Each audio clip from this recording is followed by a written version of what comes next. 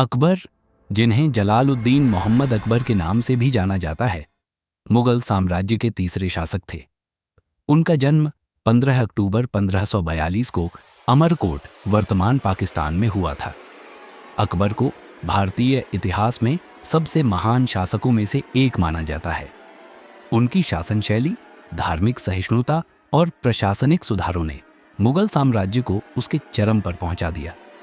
प्रारंभिक जीवन और गद्दी पर बैठना: अकबर केवल 13 वर्ष की उम्र में 1556 में गद्दी पर बैठे। यह समय उनके पिता हुमायूं की मृत्यु के तुरंत बाद का था। जब अकबर सम्राट बने तब साम्राज्य बहुत कमजोर था। बैरम खान, उनके संरक्षक और मुख्य सलाहकार, ने अकबर के लिए साम्राज्य को स्थिर करने में महत्वपूर्ण भूमिका निभाई। 1556 में पानीपत की दूसरी लड़ाई में अकबर की सेना ने हेमू को हराया और दिल्ली और आगरा पर अपना अधिकार स्थापित किया। इस जीत के बाद अकबर ने धीरे धीरे साम्राज्य को मजबूत करना शुरू किया। साम्राज्य का विस्तार: अकबर ने अपने शासनकाल में मुगल साम्राज्य का व्यापक विस्तार किया। उन्होंने राजपूतों के साथ न केवल युद्ध किया बल्कि उनसे मित्रता भी की। राणा प्रताप के साथ हुए हल्दी घाटी के युद्ध 1576 में मुगल सेना ने जीत हासिल की। अकबर ने गुजरात, बंगाल, कश्मीर और दक्कन के बड़े हिस्सों को भी अपने साम्राज्य में शामिल किया। धार्मिक सहिष्णुता और दीन ए इलाही: अकबर ने धार्मिक सहिष्णुता की नीति अपनाई। उन्होंने सभी धर्मों के प्रति सम्मान दिखाया और हिंदू मुस्लिम एकता को बढ़ावा दिया। उन्होंने हिंदुओं पर लगाए गए जजिया कर को समाप्त कर दिया। अकबर ने विभिन्न धर्मों के विद्वानों और संतों को अपने दरबार में आमंत्रित किया और उनसे चर्चा की।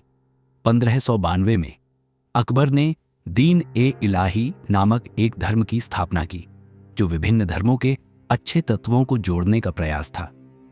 हालांकि यह धर्म ज्यादा लोकप्रिय नहीं हुआ, लेकिन यह उनकी धार्मिक सहिष्णुता का प्रतीक था। प्रशासनिक सुधार: अकबर ने प्रशासनिक व्यवस्था को सुव्यवस्थित किया। उन्होंने एक केंद्रीयकृत प्रशासनिक प्रणाली लागू की, जिसमें राज्य को सूबों में विभाजित किया गया। राजस्व प्रणाली को टोडरमल के नेतृत्व में सुधारित किया गया, जिसे जब्ती प्रणाली कहा गया।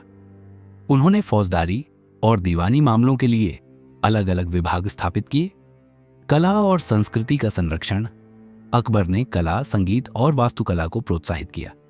उनके शासनकाल में फतेहपुर सीकरी का निर्माण हुआ, जो उनकी वास्तुकला शैली का अद्भुत उदाहरण है। उनके दरबार में 9 रत्न थे, जिनमें बीरबल, तानसेन और अबुल फजल जैसे विद्वान शामिल थे। मृत्यु और विरासत: अकबर की मृत्यु 27 अक्टूबर 1605 को आगरा में हुई। उनके पुत्र जहांगीर ने उनकी जगह गद्दी संभाली।